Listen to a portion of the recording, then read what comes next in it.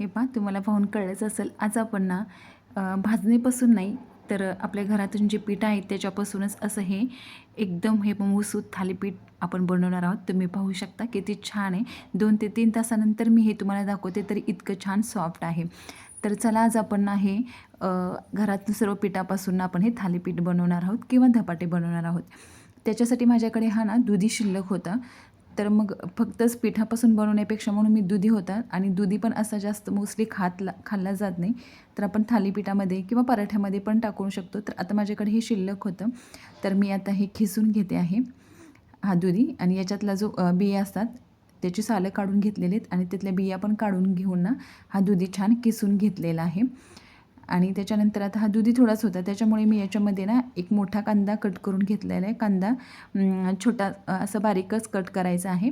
त्याच्यानंतर मी हे 1 वाटी ज्वारीचं पीठ, अर्धी वाटी गव्हाचं पीठ आणि आता हे अर्धी वाटीपेक्षा थोडंसं कमी तांदळाचं पीठ आणि 2 ते 3 चमचे असं मी हे बेसन पीठ घेतलेलं आहे.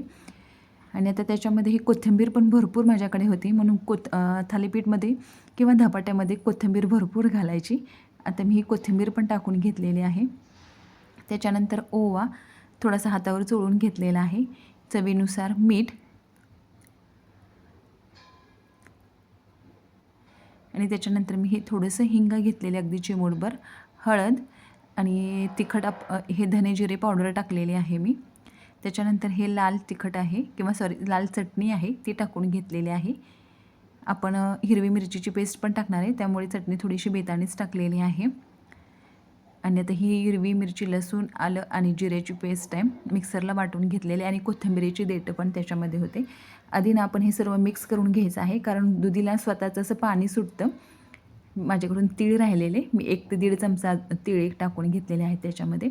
त्याच्यामध्ये पाणी न टाकता अगोदर आपण ह्या दुधीमध्येच जेवढे भिजेल तेवढं हे पीठ भिजवून घ्यायचं आहे आणि आवश्यकता पडली, गरज पडली तरच आपण पाणी टाकून हे पीठ भिजवून घेणार आहोत. हे पहा, मला पाणी लागलेलं नाही आहे तेवढ्या दुधीमध्येच हे छान भिजलेलं आहे. तुमच्या आवडीनुसार तुम्ही अजून त्याच्यामध्ये कोबी टाकू शकता, पालक, मेथी जे तुमच्याकडे थोडे थोडे शिल्लक राहिले असतात भाज्या त्या आपण त्याच्यात टाकून ना हे पौष्टिक पण होईल आणि थालीपीठं किंवा धपाटे सर्वांनाच आवडतात. आमच्याकडे त्या सर्वांना खूप धपाटे आवडतात. आणि असा मी एक पाळपोट घेतलेला आहे त्याच्यावर कॉटनचा कपडा टाकलेला आहे आणि तो थोडासा ओला करून घेतलेला आहे आणि ज्या आकाराचं आपल्याला थालीपीठ हवं आहे त्या आकारात हे थालीपीठाचा एक उंडा घेऊन असं हाताने थापून घ्यायचं आहे. हे पहा किती छान हाताच्या रेषा उमटतात. अगदी पारंपरिक पद्धतीने आपली आजी वगैरे जसं बनवायच्या ना त्याच पद्धतीने हे मी थालीपीठ बनवलेलं आहे आणि हाताच्या रेषा उमटल्यामुळे ना त्याची चव एकदम छान येते. खूप छान असं हे थालीपीठ चवीला पण झालेलं आहे. आता हे आपल्याला जसं पातळ किंवा जाड हवं आहे असं हे आपण थापून घ्यायचं आहे आणि ह्याच्या ना सर्व बाजूला छिद्र पाडून घ्यायचे आहेत आणि ना हे तव्यावर सुटण्यासाठी ना याच्यावर थोडंसं पाणी टाकून घ्यायचं अगोदर त्या कपड्यावरती आणि त्या कपड्याला दोन्ही बाजूला पकडलं जसं मी व्हिडिओ दाखवला आहे तसं पकडून ना तव्यावरती थोडंसं तेल टाकून असं आपण हे तव्यावर सोडून घ्यायचं आहे. आणि जर सुटलं नाही ना वरून अगदी 2 चमचे पाणी टाकायचं आहे. अलगद कपडा त्या थालीपीठापासून वेगळा होतो.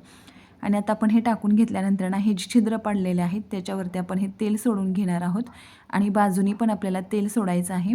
तुम्हाला हवं असेल तर तूप, बटर जे तुम्हाला हवं आहे ते तुम्ही टाकू शकता याच्यामध्ये तेलाच्या ऐवजी आणि छान वाफवून घ्यायचं आहे. आणि थोडंसं ना हाताला पाणी लावून पुन्हा असं हे आपण याला लावून घ्यायचं आहे किंवा तुम्ही एखादं ताट त्याच्यावरती झाकून ठेवलं ना तरीही चालेल.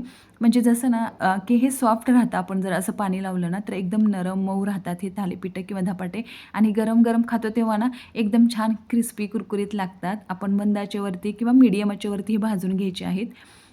एकदम फुलात गॅसवरती तापून थालीपीठ भाजून घ्यायचे नाहीत. आपण ना मीडियम टू हाय असं फ्लेमवरती हे भाजून घ्यायचे आहेत आणि सर्व भाजल्यानंतर ना अगदी लास्ट स्टेजला आपण परत मंद आचेवरती करून ना थोडंसं तूप बटर लावून भाजून घ्यायचे. एकदम छान खरपूस अशी ही थालीपीठं लागतात. हे पहा आता पलटी करून घेतलेलं आहे. पलटी केल्यानंतरसुद्धा या बाजूने आपण थोडंसं पाणी लावून घ्यायचं आहे आणि त्याच्यानंतर थोडंसं तेल लावायचं आहे आणि नंतर पलटी करून छान असं हे खरपूस भाजून घ्यायचं आहे. चवीला तर एकदम छान लागतात. तुम्ही जर आपल्या चॅनलवर अजून नवीन असाल आणि आपल्या चॅनलला सबस्क्राईब केलं नसेल तर अशाच नवनवीन साध्या सोप्या रेसिपी पाहण्यासाठी आपल्या चॅनलला लगेचच सबस्क्राईब करा. हे पहा आता आपण काढून घेतलेलं आहे आणि त्याच्यानंतर दुसरंही थालीपीठ मी अशाच प्रकारे भाजून घेते आहे. पहिल्यांदा तेल सोडणार, नंतर असा हा कपडा याच्यावरती आपण सोडवून घ्यायचा आहे. हे पहा, आत्ता नाही निघलं ना तर थोडंसं पाणी टाकायचं आणि ते कपडा थालीपीठापासून वेगळा करून घ्यायचा. आपोआप थालीपीठ सुटलं जातं. आणि नंतर छिद्रांमध्ये किंवा बाजूनी सर्वकडं तेल, तूप, बटर जे हवं आहे ते टाकून घ्यायचं आहे. आणि छान असं हे आपल्याला मीडियम टू हाय फ्लेमवरती ना छान भाजून घ्यायचं आहे. एकदा तवा गरम झाला ना खूप वेळ म्हणजे मीडियमच फ्लेम करायची आहे, फुल करायचं नाही. मीडियम फ्लेमवरती छान हे थालीपीठ भाजले जातात. हे पहा, आता हे पलटून घेऊया. अशा प्रकारे हे सुद्धा थालीपीठ आपण भाजून घेतलेलं आहे. आणि आता हे भाजून झालं ना तर आपण याच्यावरती हे दुसरं थालीपीठ ठेवायचं आहे आणि नंतर ते पलटं करून परत जे आपण दुसरं त्याच्यावर ठेवलेले परत त्याच्यावरती ठेवायचं. अशाने ना थालीपीठं छान मऊ छान होतात, भाजले जातात छान. अशी आमची आजी करायची ना, त्याच्यामुळे मी हे पण अशा प्रकारेच आम्ही पण करतो.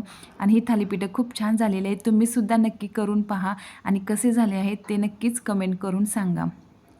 आता पावसाळा सुरू आहे तर हेच गरमागरम थालीपीठं तुम्ही टोमॅटो चटणीसोबत, दहीसोबत, मिरचीसोबत किंवा लोणच्यासोबतही खाऊ शकता. खूप छान लागतात. तुम्ही पाहू शकता आपण हाताने थापल्यामुळे हातांच्या रेषा त्याच्यावर उमटलेल्या आहेत. अगदी पारंपरिक चवीची अशी ही मिक्स पिठापासून थालीपीठं तयार झालेली आहेत. तुम्ही नक्की पण बनवून पहा आणि कसे झाले आहेत ते नक्कीच कमेंट करून सांगा.